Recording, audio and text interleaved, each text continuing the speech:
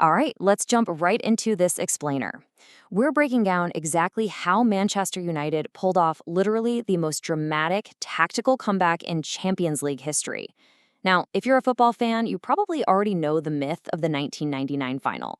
But today, we're going to look past all the emotion and use the hard facts to understand exactly why United won 2-1 so late in the game.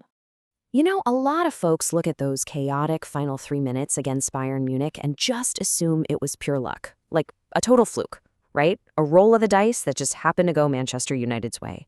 But we are going to reverse engineer this match using the tactical data and historical context from our sources to prove otherwise, because this wasn't an accident. It was a carefully laid trap. And this quote here just perfectly captures the absolute shock of that night. Bayern Munich legend Lothar Matthäus had actually been subbed off. He steps into an elevator to ride down to the pitch, fully expecting to celebrate a 1-0 victory. But when those doors opened, he stepped out to realize his team had completely collapsed and they'd lost the final. To understand how that happened in a span of mere seconds, we first have to rewind to the starting whistle. Section 1. A tactical nightmare, the uphill battle without key players. So United actually came into this match severely handicapped. They were missing their suspended star midfielders, Roy Keane and Paul Scholes. Honestly, they were the absolute engine of that team. To compensate, Sir Alex Ferguson had to heavily improvise. He was forced to move David Beckham right into the center of the pitch. And while Beckham dictated the tempo well, United desperately missed his world-class crossing quality out wide. To fill the gaps, Ryan Giggs was shifted over to the right. Right off the bat, the whole balance of the team was compromised. And, well, this makeshift setup backfired almost immediately.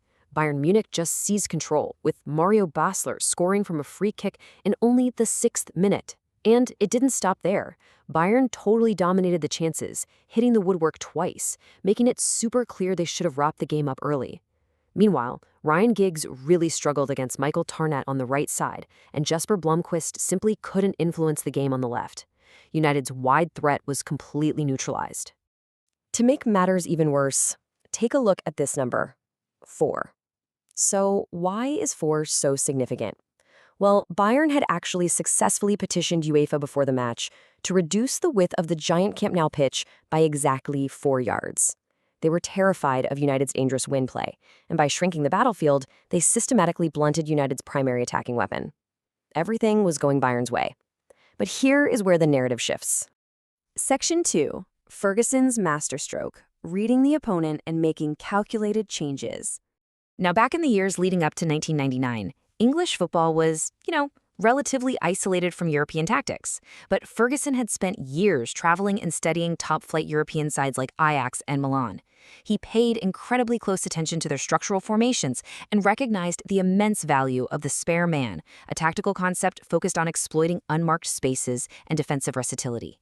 He wasn't just managing his own team, he was analyzing exactly how European giants structurally operated. Heading into the match, Ferguson made a totally crucial observation. He actually already knew Bayern's specific, ingrained habit of prematurely subbing off their key attackers to protect a lead. He noted that they always took off Alexander Zickler and Mario Basler when they were ahead, so he was simply waiting for Bayern to feel comfortable enough to make that move. So the real key here is how Ferguson reacted the very moment Bayern sat back and made those defensive substitutions. He launched a systematic 3-step counterattack.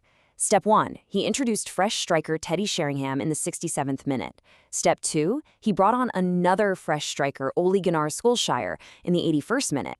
Step 3, and actually this is probably the most important part, he shifted David Beckham back out to his natural right wing, finally unlocking his lethal crossing ability. And this is wild because it wasn't just a blind panic, throwing bodies forward. It was a revolutionary tactical approach. Ferguson deliberately assembled 4 elite center forwards on the pitch at the exact same time the second Bayern dropped their guard. It was an offensive overload designed specifically to break down a team that thought the game was already over. Section 3. Injury time execution. The final chaotic minutes deconstructed. The sheer pandemonium of those final minutes was actually the direct mathematical payoff of Ferguson's 2 critical substitutions.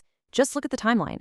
Sheringham comes on at 67 minutes, Solskjær at 81, and then at 90+1, it is Sheringham who scores the equalizer. A minute later, it's Solskjær who scores the winner. The super subs delivered exactly as programmed. And check out the mechanics of the winning goal. With Beckham finally back on the right wing dictating the attack, he forces a corner. His perfectly delivered in-the-swinging corner kick allows substitute Sheringham to head the ball right into the path of fellow super sub Solskjær. The tactical pieces Ferguson arranged in the second half all fired simultaneously in a single devastating sequence. At exactly 90 minutes, 2 seconds, and 17 milliseconds into the match, literally right down to the wire, Gunnar Solskjær poked the ball into the roof of the net. In an instant, a 1-0 deficit was transformed into a 2-1 victory, sealing a historic treble for Manchester United. The sheer magnitude of this calculated comeback absolutely stunned the stadium.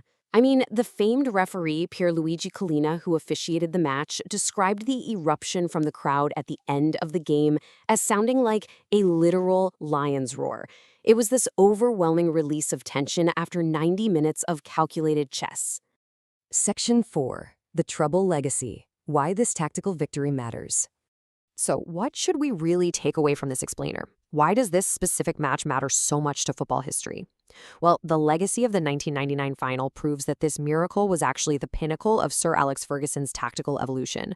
United won because of years of European scouting that gave them a structural edge. They won by carefully exploiting their opponent's predictable substitution habits. They won by executing a daring four-striker system to just completely overload the box. And they won by relentlessly adapting to a pitch that had literally been shrunk to stop them. So yeah, it wasn't magic, it was pure strategy. And I'm going to leave you with this final, really provocative thought from a devastated Lothar Matthäus looking back on that night. He said, Bayern Munich were too stupid to beat Man United in 1999. Which honestly begs the question for all of us. When your opponent hands you a tactical opening, do you have the strategic brilliance to punish them for it? Thanks for learning with us, and keep looking for the strategy behind the spectacle.